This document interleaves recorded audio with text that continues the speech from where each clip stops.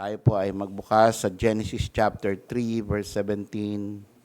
Babasahin natin hanggang 19.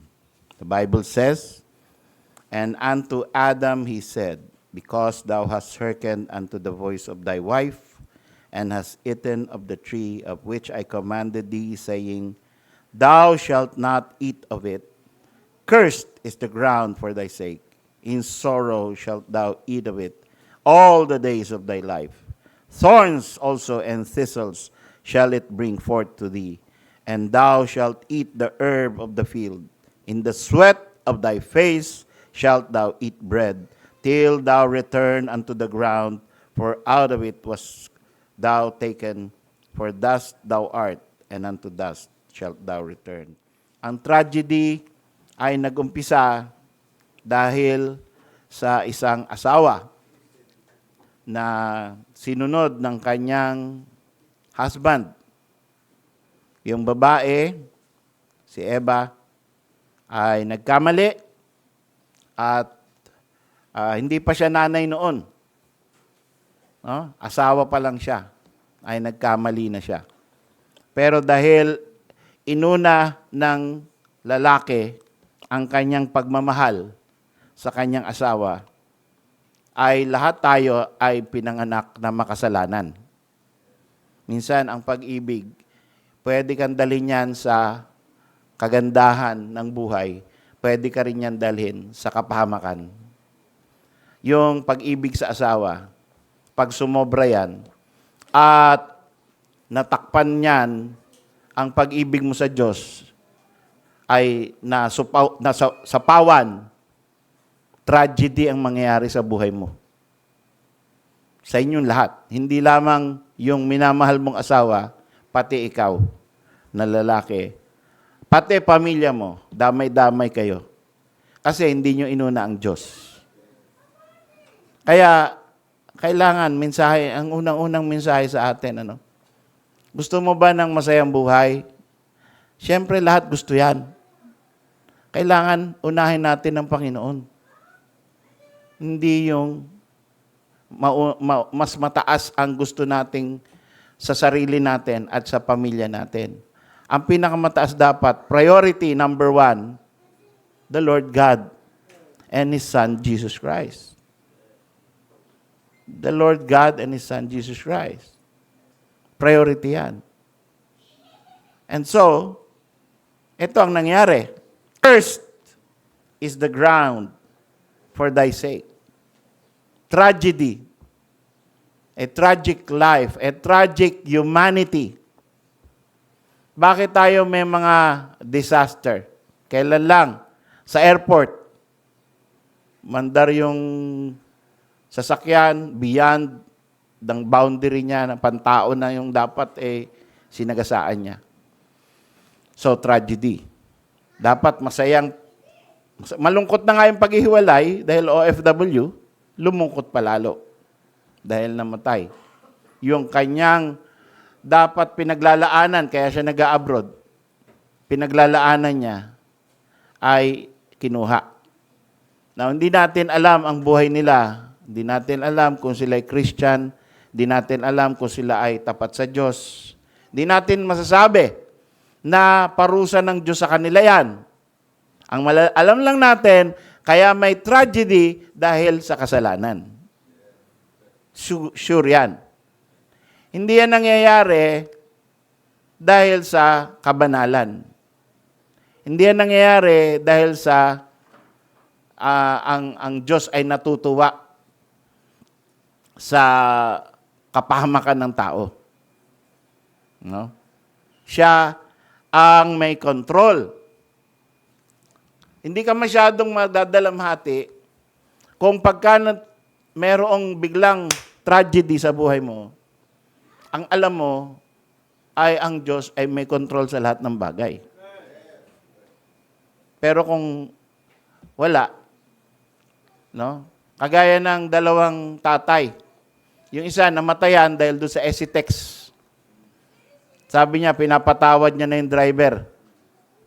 Pero ito, namatayan ng anak, sabi niya, gusto kong maparusahan yung driver. Kita niyo? No? Di natin alam ang state of mind.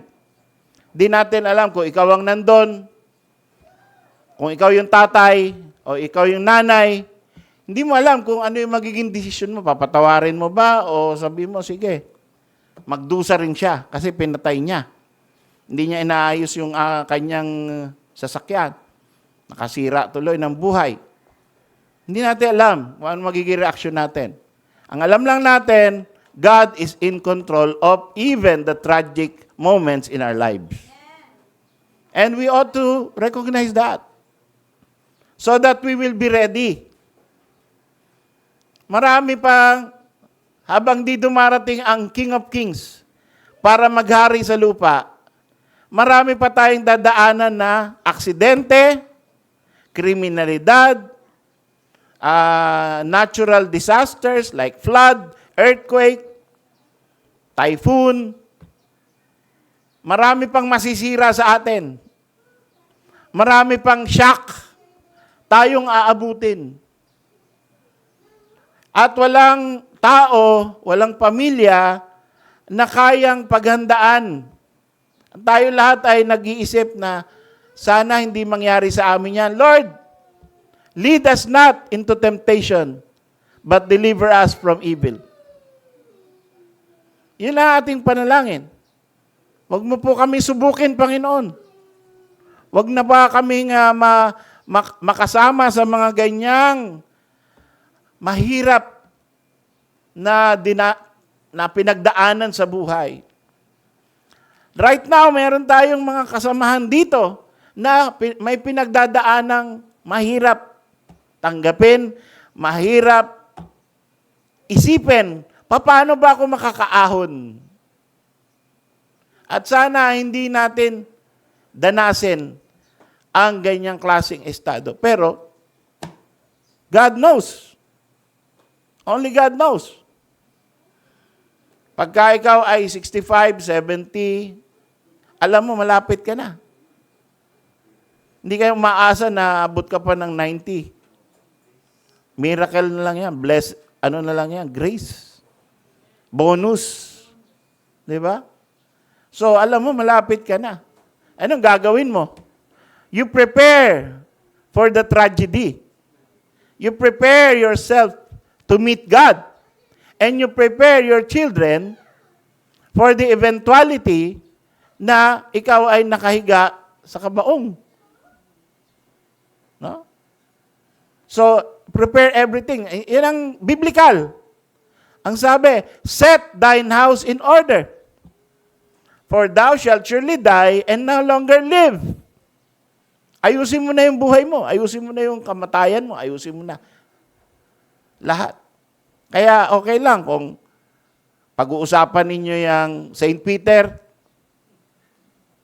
Di ba? Judicious expenses yan.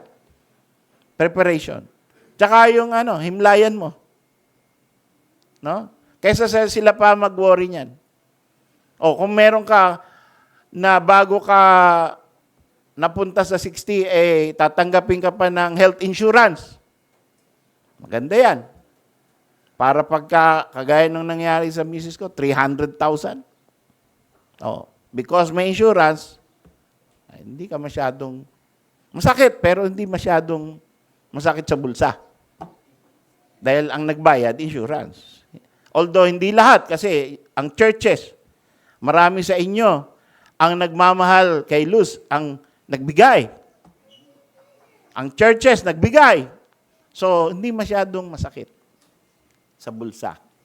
Paano yung iba na walang ganun, mga kaibigan? Ikaw mag-isa. Ang siyang mag-shoulder lahat. No? Tapos, ang masakit pa niyan, na hospital ka, so malaking hospitalization bill. Tapos, namatay ka pa, so ang susunod, hindi ka ready sa funeral expenses. Tapos, bibili ka pa ng yung lupa. So, halos kalahating milyon yan. Aabutin mo. Or, doon ka na lang sa bagbag. Sa Novaliches, libre lahat. Or sa ganap kang public cemetery. Sipin nyo, no? Tragedy! Di ba? Tapos iniisip, ay, nangyari sa kanila yan, kawawa naman. Mangyayari sa atin lahat yan. Kung hindi pa darating ang Panginoon. Pero wag tayong, sana mag-rapture na para hindi mangyari yan. Ang rapture, blessed hope. Ang rapture, kagalakan ng kaluluwa para makita mo na ang Panginoon, hindi para makaiwas sa utang or sa tragedy. Huwag kayong umasa ng rapture dahil gusto nyo makalusot sa tragedy lang. Asahan nyo yung rapture dahil gusto mo nang makita ang Panginoon. That is the blessed day, no? Yung the meeting, the heavenly meeting, na kung saan ay siya na, God shall wipe away all our tears. Ngayon, marami tayong luha. Diba? Nag-introduce ka lang ng sarili mo, kung ilan na yung anak mo, lumuluha ka na eh. Oh. Pag minsan ay nawalan ka ng pera, nangihinayang ka, diba? Yan ay tragedy. Para sa iba, ay parang napakalaking ano na yan. No? Nawalan ka ng, kano yan? 600,000? Ay, laking dagok na yan. Tragedy. Saan mo kukunin yon para, ano yan, demanda mo, papa-NBI mo. Yung iba, iniisip nila ko, hahanap na lang sila ng NPA para i-liquidate. Yan ang mga solusyon ng mga ano. No? So, iba-iba ang solusyon. But if you know there's a God in heaven who controls everything, then makakayanan mo ang tragedy sa buhay. Diba? God made the world perfect, but sin of man made the world an evil place. Kasalanan ng tao. Kung meron tunay na Diyos, bakit pinapabayaan niya ang suffering ng mga innocent? Wala namang ginagawang masama, hindi naman mga masasamang tao. Bakit hindi siya nag-i-intervene, hindi siya kumikilos? Parang tahimik ang langit. Unang-una, kaya merong ganyan, suffering, ng both innocent and guilty, kasalanan ng tao. Kaya ang tamang tanong, kung bakit ang Diyos ay napakabait, hanggang ngayon, hindi niya pa inuubos ang mga taong makasalanan. Including you. Kung sasabihin mo, God is just, and there's a God, there's a true holy God, and God is good, if God is there, and God is good, He should eliminate all that is evil and all that is sinful. Ibig sabihin, walang matitira sa atin. Tama? Kasi lahat tayo masama eh. Lahat tayo masamang damo. Dapat sa atin lahat sunugin. It's only by the grace of God and the mercy of the Lord Jesus Christ na tayo'y buhay pa. At may kanya-kanya tayong day of salvation. Whether napakasama mo, napakadami mong pinahamak, may araw ka rin ng kaligtasan sa Diyos. Yan ang pag-asa natin. At lahat ng nandito ngayon, may kahabagan ng Diyos. Kung hindi ka paligtas, darating tayo dyan. Sa biyaya at sa kapangyarihan ng banal na Espiritu Santo. Siya lamang ang makakapukaw ng iyong natutulog na pag-iisip. Maaring binibigyan ka ng gospel, binibigyan ka ng maraming informasyon. Ito, para maligtas ka, para magbago buhay mo. Pero parang walang dating, hindi mo makuha. Dadating din ng panahon mo. Because bawat isa sa atin ay mayroong tragedy, pero bawat isa rin sa atin ay mayroong day of salvation. That is our redemption. Redemption draws nigh. So God is in control of tragedies as a consequence of what we sow. Yung ating mga dinaranas, ang rule ng Panginoon, what you sow, you shall reap. Yung mga dinaranas natin bilang tao na kasamaan, galing sa ibang tao din, ay minsan, sasabihin mo, may ginawa kasi akong mali noon, 10 years ago. Eto na, sinisingil na ako. Diba? Kasi, God is not mocked. Do not be deceived. God is not mocked. Whatsoever a man soweth, that he shall also reap. Wag mong tawanan ng Diyos na akala mo nakalusot ka sa paghuhukom niya dahil may ginawa ka 10 years ago, tapos hanggang ngayon, masaya ang buhay mo. Wag mong lokohin sarili mo. Maniningil ang Diyos. At minsan parang nagkataon. Parang hindi halata na yan na yung singil. Parang hindi mo ma-connect. Pero sa langit, malinaw ang koneksyon. May ginawa ka masama, sisingilin ka niyan. Whatsoever you sow, you shall reap. So, ang Diyos ang nakakaalam kung kailan. No? At ang trabaho ng Panginoon, ang SOP ng Panginoon, to use human instrumentality. Hindi lagi siya direct gumante. Hindi yung pagka nag-blaspheme ka sa Diyos, nilait mo ang Diyos, iilag ka kasi may kikidlat agad. Yun yung tinatawag na direct. Ginagawa ng Panginoon yan nung unang panahon ni Moises. Yung mga nagre-rebelde kay Moises, bumubukas ang lupa, diretso sila sa impyerno, buhay pa. Hindi na sila nilibing. Habang nakatayo sila at nagre-rebelde kay Moises, biglang bumuka ang lupa. Shoot! Sa impyerno. No? Habang buhay pa. Habang kapatid ni Moises mismo, nung nagrebelde, directly naketong. Nung nagsinungaling si Ananias and Sapphira, directly patay. New Testament yan.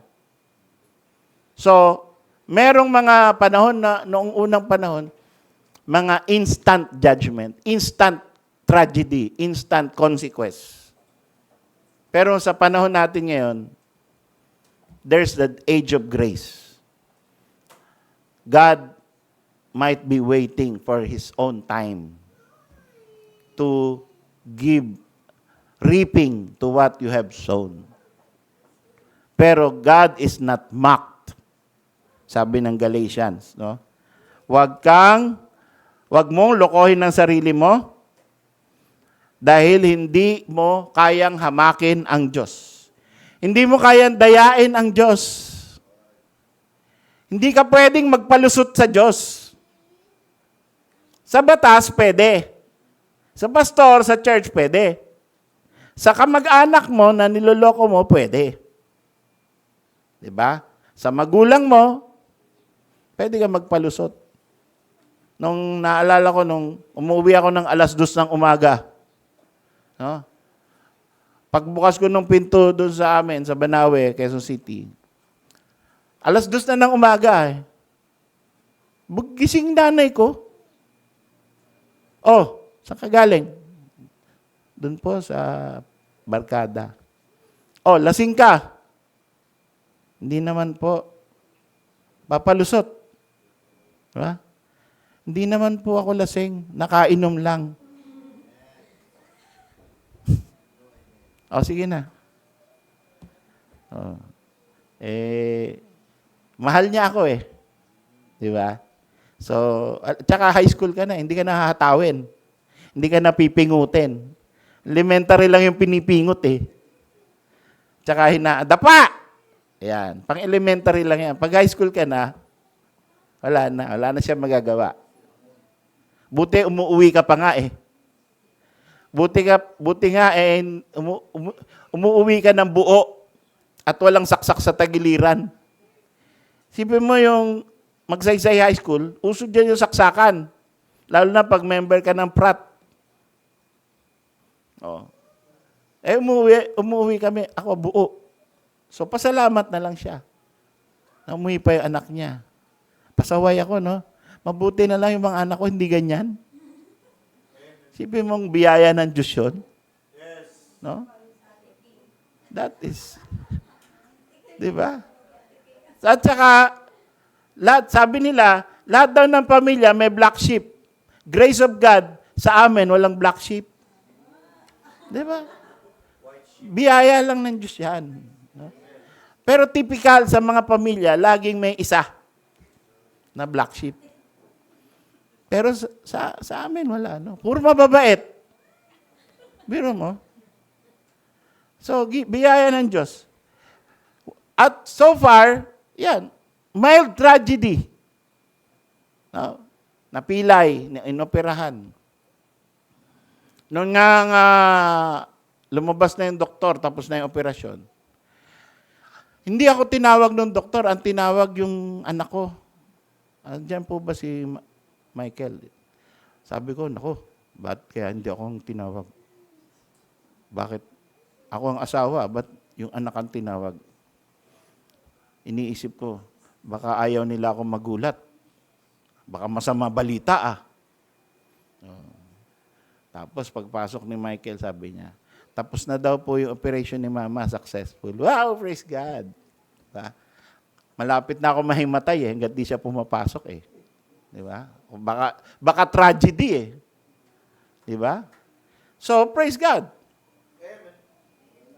Na hindi tragedy. Pero darating pa rin yan. Dahil 65 ako, 67. Oh. Malapit na yung time's up. At yung by the grace of God, abot ng 77. Anyway, sabi ng Panginoon, He is always in control. Why?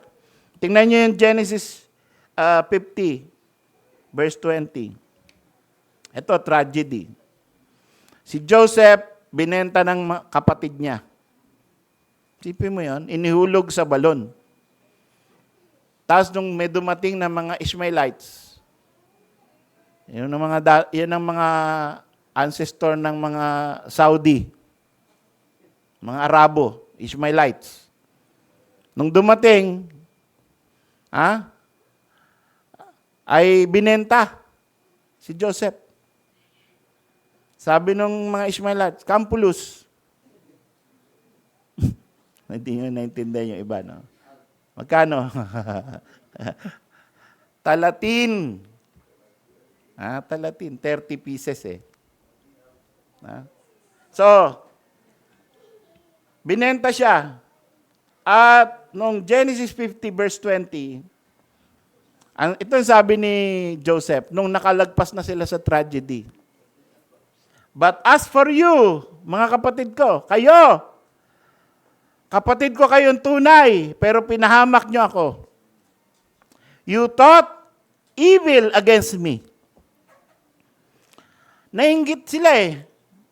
Kasi favorite siya eh.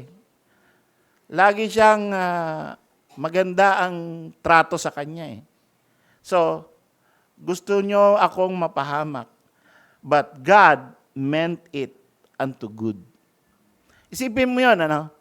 How sovereign is our God. Na kahit kasamaan ang gustong mangyari sa iyo ng kapatid mo, ang Diyos ay nag-overpower sa kasamaan at mabuti yung lumalabas. We have a good God. Kahit na anong gustong evil ng mga tao sa iyo, God can make it good. And God can overcome the evil with His goodness because He is all-powerful. Kaya, kailangan, para hindi ka ma-depressed, hindi ka magkaroon ng question of God, hindi ka mabaliw, lagi mong sasabihin, meron namang tunay na Diyos eh. At ako ay hawak niya sa kanyang kamay. At kaya niya, kung ano man itong pinagdadaanan ko, kaya niyang gawaing mabuti ang katapusan. Yun ang magandang outlook sa buhay. Para hindi ka magkakaroon ng sobrang hinagpis, sobrang inis, sobrang wala ng pag-asa. Kasi yan ang dahilan kaya nagiging kriminal yung mga tao eh. Nawawalan na ng pag-asa. Wala nang pag-asa sa batas, wala nang pag-asang maayos na buhay. Gagawa na. Shortcut na lang. Kaya, dahil pag shortcut mo, makukulong ka, lalo kang mababaon sa kakaroon ka ng mga kaibigan na kriminal, lalo ka nang mababaon. Dire-diretso ka na. Pero as long as you know there's God and He is powerful and He can make evil things to become good, then you have hope. Then you will turn out to be good in the end. Kaya pong, ang sabi ng Lamentations chapter 3, tingnan nito, basahin niyo po to. Lamentations chapter 3, verse 31. For the Lord will not cast off forever. But though He cause grief, yet will He have compassion, according to the multitude of His mercies. For He doth not afflict willingly, nor grieve the children of men. Ang Panginoon daw, oras na ikaw ay isa sa kanyang mga hinirang, kung ikaw man ay mapariwara, hindi yan permanente. Gagawa pa rin siya ng paraan para mabalik ka sa kanyang yapus. He will not cast off forever. Kaya minsan dadaan tayo sa hirap ng buhay, tragic na episode. Tandaan natin, episode lang yan. There is a new day ahead. Because God will not cast off forever. Ano pa sinabi? Though He cause grief. Kahit na bigyan ka niya, pabayaan ka niya na umiyak at mapahamak at magkaroon ng mahirap na dumaan ka sa hindi mo maintindihan. Yet, will He have compassion according to the multitude of His mercy.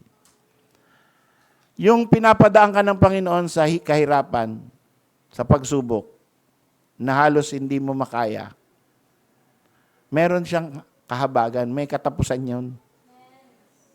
Dahil dadating ang kanyang multitude of mercy. Hindi lamang siya, kung maawa, isa lang. Multitude. Madami. Madaming kahabagan ang darating sa'yo. Tiis ka lang. Tanggapin mo lang. Panginoon, I know this is from you. But I am your child. And therefore, I know that soon your mercies multitude will come. Yun ang pag-asa ng mga tunay na anak ng Diyos. Hindi sila bumibitaw sa Panginoon. Hindi sila nagsasabi, wala yata, hindi naman yata totoo ang Panginoon eh. Hindi naman yata totoo ang Diyos eh. Hindi yata siya mahabagin. Pinabayaan na ako eh. Hindi yan statement ng isang may pananampalataya. Ang may pananampalataya ay umaasa lagi sa kahabagan ng Diyos. At sabi niya, hindi naman niya gusto na ikaw ay mapahamak permanently because He loves you. Mahal ka ng Diyos. No? So, ito po, mga kapatid, ay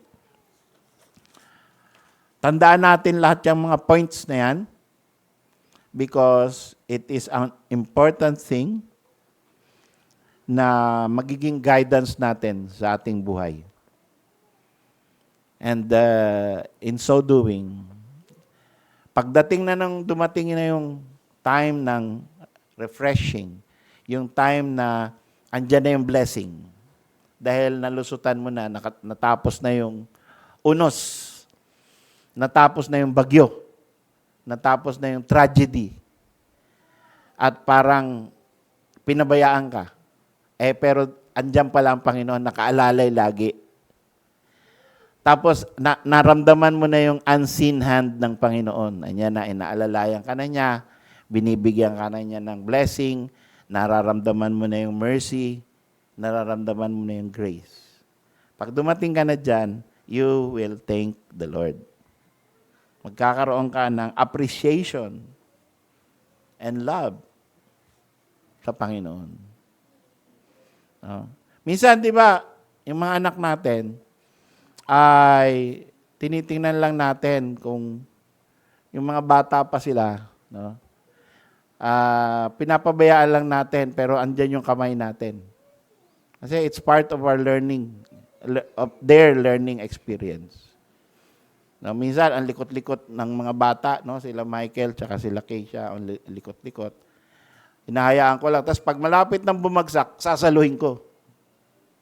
Oh. Pero kung lagi ka nakahawak, di ba? Ano mangyayari dyan?